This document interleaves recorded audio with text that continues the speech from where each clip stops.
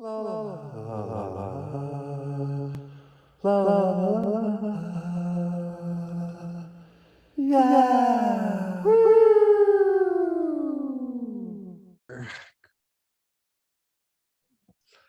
Got it. Yay. So we're here and we're recording. Yeah. Hi, those that might be tuning into this video now. Crystal and I have been working together for a while, and we decided to go in business together. Yay!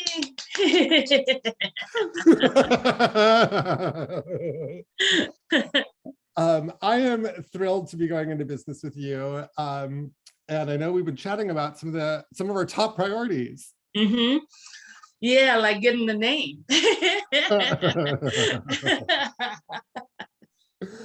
You know, I know we had like Dreaming with Crystal and Jason is like a parking lot name. Yes. That is a lovely descriptive title of Dreaming. But who's going to type Dreaming with Crystal and Jason into their URL? Like, I think that's a terrible name to go. It might be descriptive. Right. But what are your thoughts on a name? Well, I mean, basically, you know, I would like it like if when someone sees the name, they have some idea of what they might be getting into, right? I would like it also, though, like our name to be representative of our sort of thoughts and views on what we're doing, you know. So it's like I want the name to reflect how we want to be seen, but I also want the name to reflect how we actually move in real life. You know what I mean? So yeah, I mean, but also easy enough that people won't be like, what was that name again? You know. So I would like, you know, a name that kind of lands for people. So, you know, so it's easy, like it's easy for them to tell their friends, right? It's easy to remember if they want to look us up. So that's kind of like what I'm thinking about. I love that. I think, you know, some of the things that sparks for me, just in general, if we're talking about that there is natural alignment between a name, what we're actually doing and who we actually be, the dynamics between doing and being, I think is what I'm hearing in some of that stuff. For me personally, you know, queer and the word queer just in general has become, you know, very crucial to me as a signifying word just in general. It's been, you know, Queerly Complex was my Gmail for, you know, it's been my Gmail for like 15 years, but I just recently applied to a queer and trans organization for a potential consulting gig. And what I realized is that for the last 25 years of my own organizing life, I've been mostly organizing in non-queer and trans exclusive spaces. And while I love that, and I feel very grateful for the lessons that I've learned in non-queer and trans exclusive spaces, I need to bring queer and trans to the center of my life. And not be the only one or be one of a few in a group of people who I love dearly, but I also like, I need some queer and trans stuff, and queer as a word helps me find those people faster. I don't know about you. Yeah, well, I mean, I have been very lucky in my life that I've had the opportunity to be pretty much based in like sort of queer and trans work and working with those communities and living with those communities. Because, you know, for like the last 8 years, I've been living in a co-op that is queer, intergenerational, you know, mixed race, all the things, right? And while that work has sometimes been difficult, it's been very rewarding. And you know, and so it's all been pretty much part of my life. But the one thing that I like though about the word queer is that I think it's not just like about sex or sexuality. It's also about a worldview, for me, in any case. Yeah. And it's always been that. When I sort of took on the moniker of calling myself queer or genderqueer, for me, the word queer has always been not just about who I want to get down with, but who I am in the world. And part of that has always been like an impetus to look at the world in a way and see like the way also it needs to change and how I can be part of that change, right? So queerness has always been political for me as well as anything else, right? So so that's kind of like what my sort of experience with the word queer has been.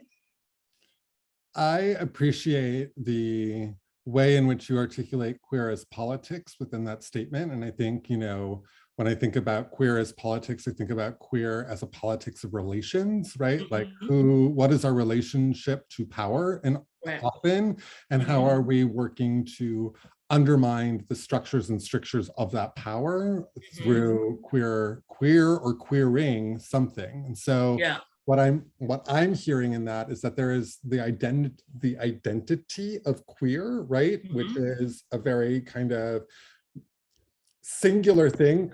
There's a plurality underneath it. I don't want to minimize the plurality, right. but mm-hmm. when we say queer as identity, there is in some ways a singularity that happens, whether we're talking small q or large q. Do you know what I'm saying? Mm-hmm. Like those mm-hmm. things end up mattering linguistically, rhetorically, language-wise.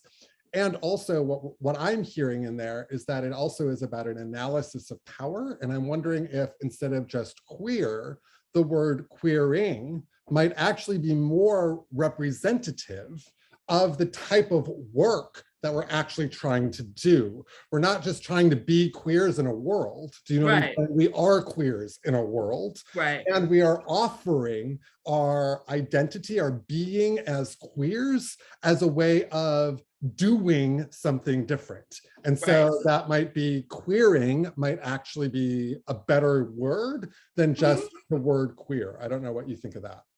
Well, I mean, I think that's a good idea, and I think that's true. But also, I feel like when we use the word queering, we're also inviting other people in who may not see themselves as queer or part or identify in that way.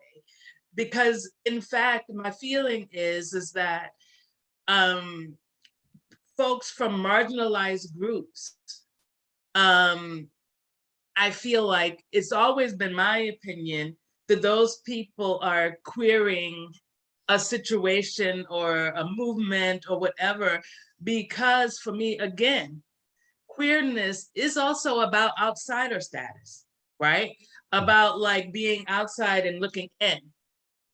And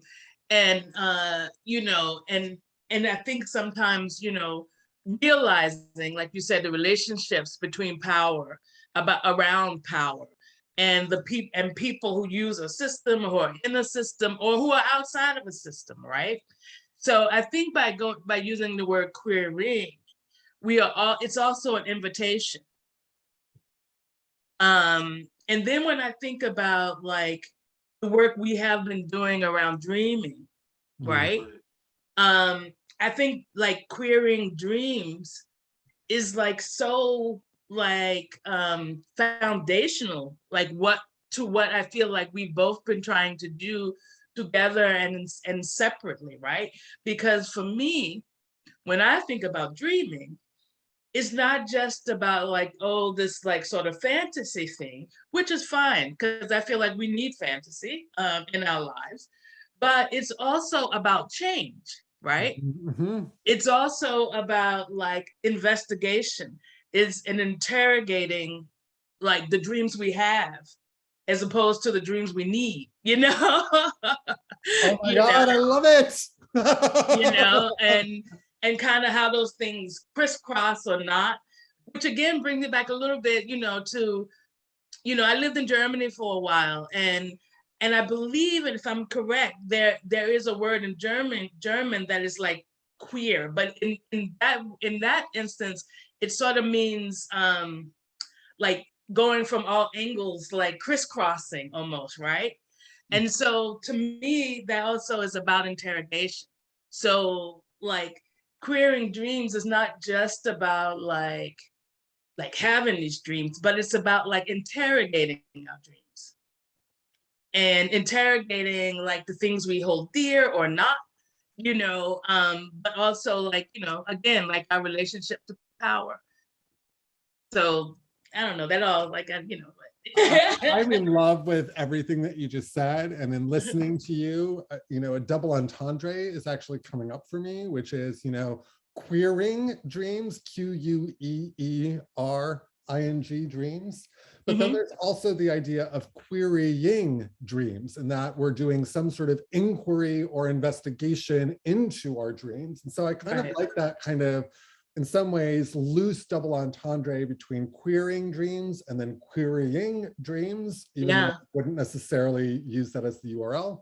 And I like the idea that we're actually talking about dreams noun, not dreaming. So we're not talking about just queering dreaming. We're actually talking about queering something in some ways tangible, whether or not those dreams are really tangible or not. We're actually saying we want to interrogate the power of our own dreams and how we actually make them manifest. And I like that,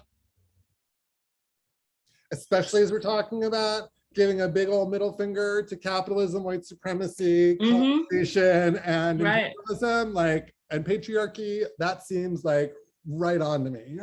Yeah. And I think, I think it's a name that people will remember. And, I think it's something that, like, when people see it, it could mean something to them. But it's not so narrow that people are like, oh, that doesn't hold anything for me. But it's also not so wide that people are like, oh, what they're talking about, sort of thing, So I mean, I like that idea. And I think that I like the name. And I think that would be a good, URL for us. Should we go and see if the URL is available? Yes, please. All right. We're going to do a quick screen share. We are going to go in here. Oh my gosh, look at Namecheap. I'm suggesting we use Namecheap. This is not a paid endorsement, only because it's where all my URLs are parked and I can buy it really fast if it happens to be. So, but listen, I mean, it might, this is not like an endorsement, but again, can you say a little slowly why you use this and how it's helpful? I appreciate having my URLs registered outside of a platform. So I tend to register my URLs under a name hosting organization. GoDaddy is one of them. Namecheap is another one. Network Solutions is another. There's a lot of different places to host your URLs. I've been using this for about 5 or 6 years. It's where all of my URLs are parked. So I tend to just go back to the same one. It's affordable. It's never been a problem for me. Their customer service has been actually very good for me, and it's not expensive. So that's why I ended up on Namecheap.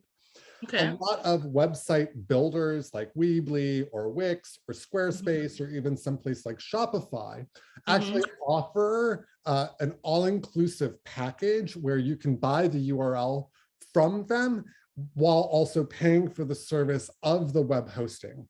I tend not to do that. And the reason I tend not to do that is because I've learned my lesson that I do not want my URL platform dependent, meaning I don't want my URL to be parked only in Weebly. I want to be able to say if Weebly ends up in some sort of ethical conflict, or they're doing something, or their customer service tanks, or they're, a lot of these website builders tweak how the interface works. Do you know what I'm Mm-hmm. saying? And suddenly Mm-hmm. it's no longer functional on my Right. end as someone that doesn't know CSS or HTML. So I'll just redirect my URL to a new website builder that is easier for me. And there's like lots of them that are coming out. So it's a way for me to maintain ownership over my URL and not be platform dependent, basically. Okay, so great. Choose this particular way of doing it. Thank you. You're welcome. And that, like I said, this is after decades of screwing this up.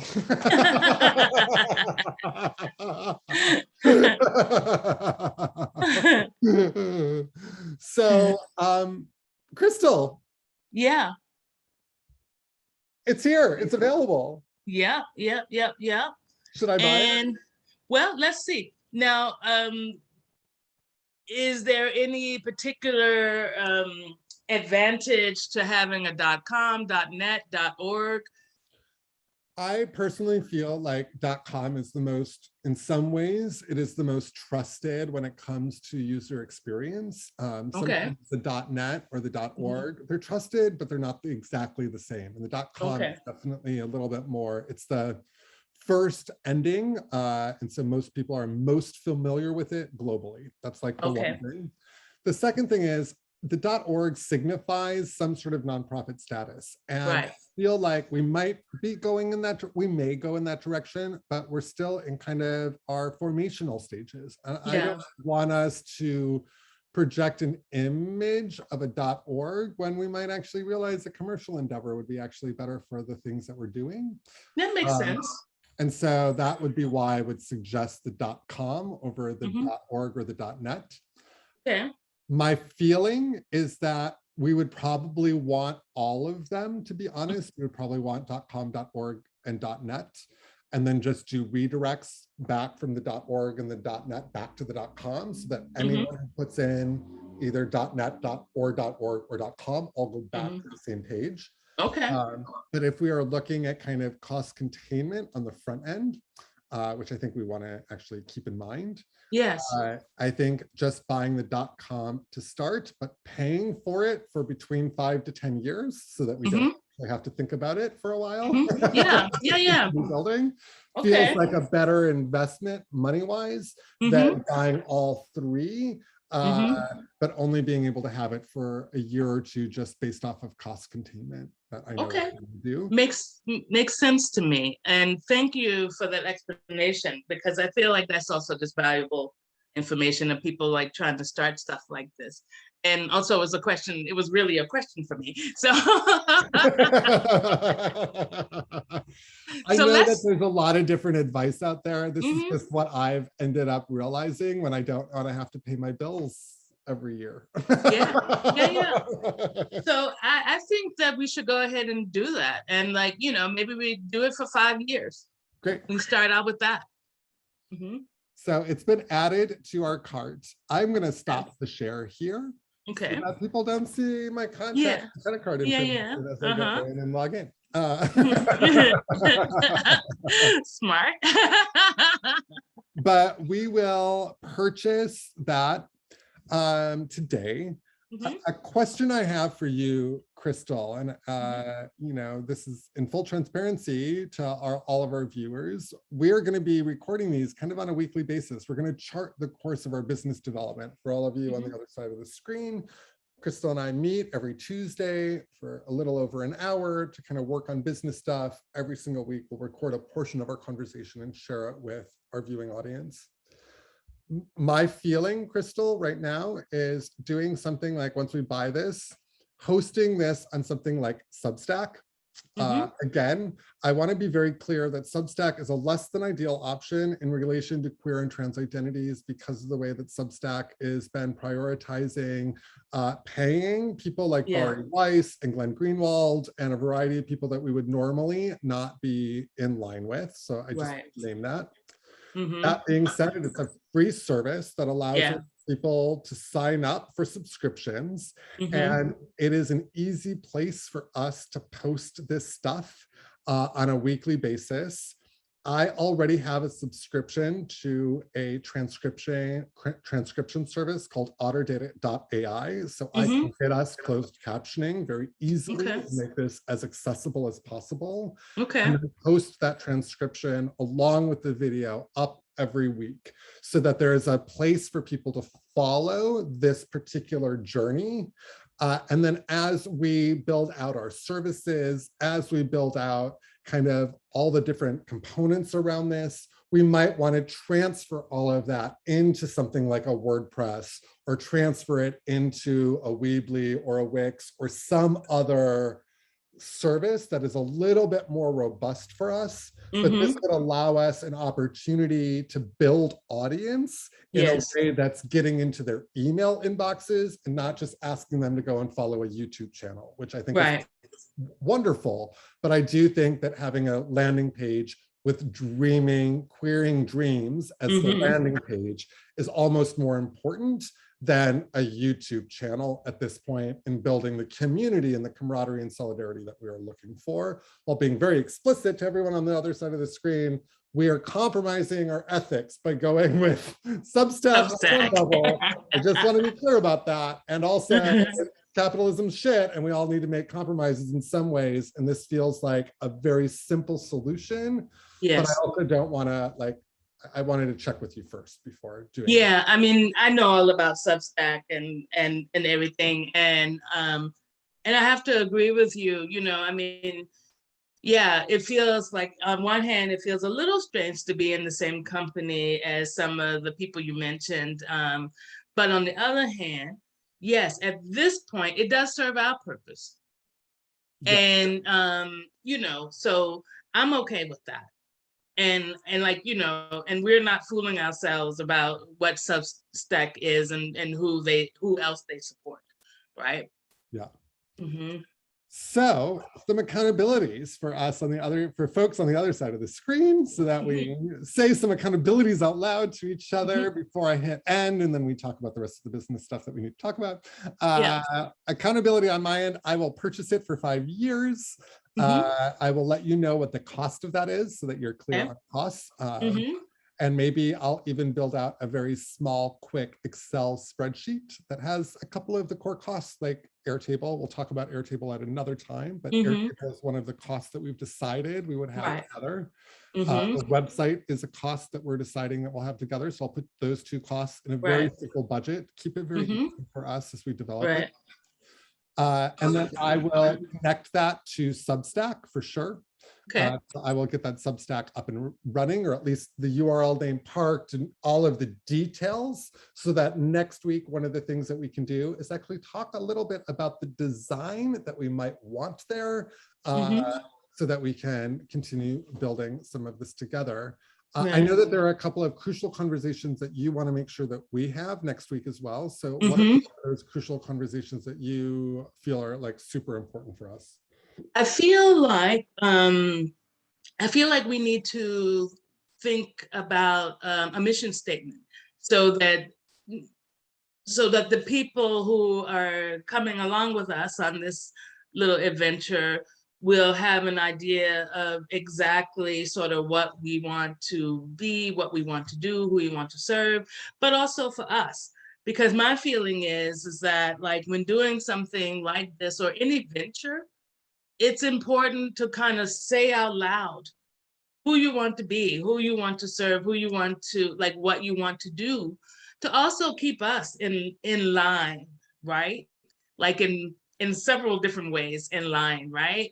Again, like kind of multiple meanings for the one phrase. But yeah, so I think that's one thing we want to do. And that's like that's about the face forward part. And then the other part, I think, you know, what we also want to do is to look at like the surveys we've gotten back from our Comrade questionnaire, and to, like, you know, see what we have there. And then that'll also tell us a little bit about our next steps as far as developing something, workshop or something of that sort. So I mean, and then, you know, we also talked about getting more of the questionnaires out and like having like, a goal of getting 100 like questionnaires back. And so, I think that, but I think like mostly we want to like think about our mission statement. Great. I would agree with that. One thing that I'm wondering if I can request of you for next week, Yes. we are doing dream-based work. Mm-hmm. Would you be interested in facilitating for us a little exercise around dreaming our values into our mission?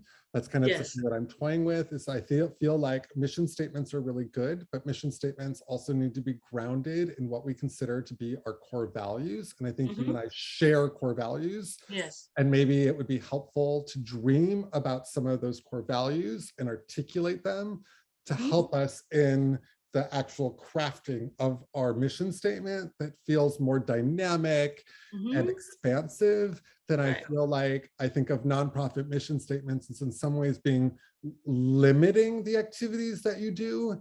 And I feel like you and I are in a place of generating and being generative. And I feel like those two things sometimes have a tension to them. And I'm thinking values might help us guide us towards a mission that feels more holistic, if that feels okay.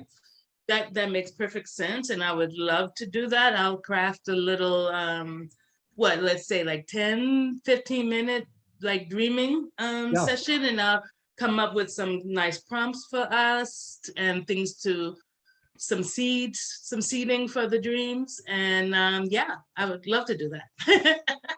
And a permission that I want to ask of you is, I have my own Queerly Complex blog, or Jason Lyman's Queerly Complex blog. Would it be okay if I post this initial video on that blog so that we at least are getting this out to another community? If you have not taken our survey, I will include a link to the survey at the top of this video so that you have it. You know what I'm saying? We really do.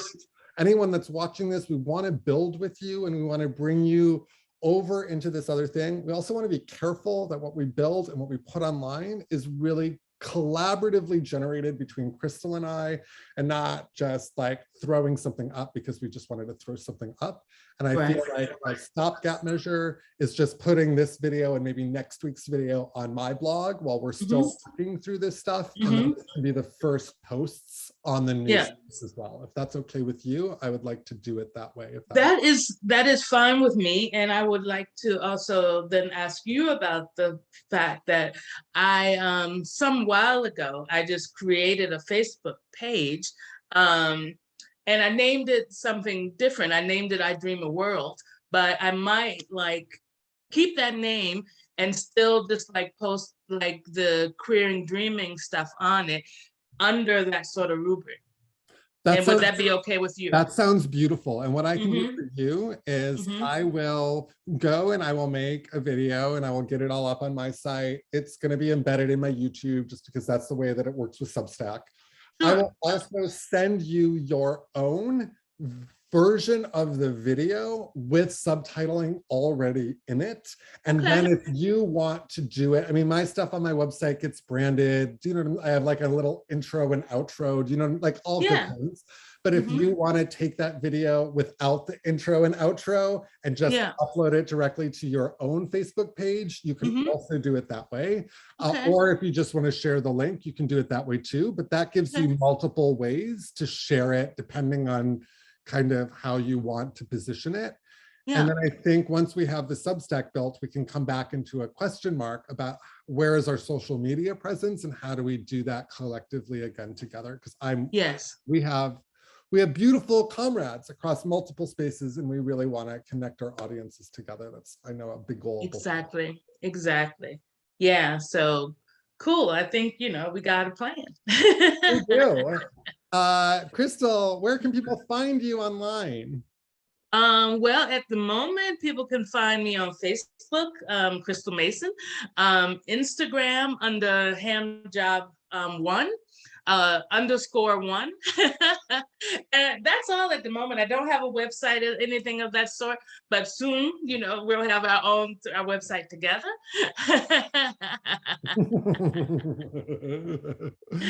But yeah, so that's where you can find me these days.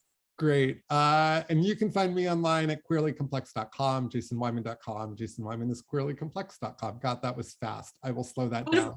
What about your store? My store is queerlycomplex.com. You can go buy t-shirts and more for the weird, odd, and different. Yay, I love it. I will be wearing, hopefully I'll be wearing a t-shirt next time. I'm actually repping right now Appalachian Media Institute in Whitesburg, Kentucky. That's who I'm repping today. Okay. I love AMI. Anyway, jasonwyman.com is my art site, and Jason Wyman is queerlycomplex.com, which is very long, is my blog. You can find me online. And we are going to end recording for all of you on the other side of the screen right now, but we're going to continue working. Bye. Hey there, family, comrades, and neighbors. It's Jason Wyman here, urging you on the other side of this screen to like and to subscribe to this YouTube channel. And if you are so moved, please share this content, or any content really, with your comrades, family, and neighbors. I really want to grow this community of weird queerdos. Can you help me do that? It's how we cultivate camaraderie, solidarity, artistry, and love. Thanks so much for tuning in and for sharing. Ciao. La la la la la la.